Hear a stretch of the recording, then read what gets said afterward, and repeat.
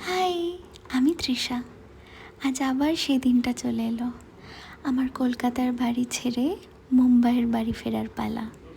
সত্যি কখনো ভাবিনি আস্তে আস্তে এত বড় হয়ে যাব যে বাড়ি ছেড়েও থাকতে পারবো।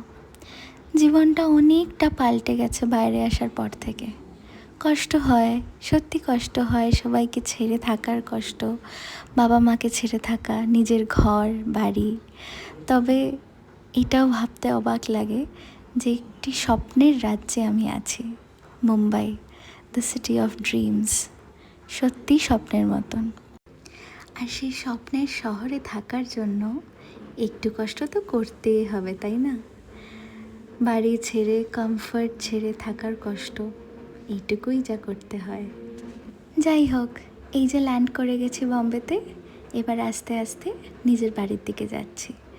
খুব মজাও হচ্ছিল যে নিজের ফ্ল্যাটটাকে আবার দেখব, আবার সুন্দর করে গুছিয়ে নেব। তবে আবার আসবো কলকাতায় খুব শিগগিরই।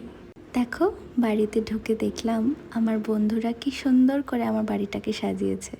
জন্মদিন তো, সেই জন্য।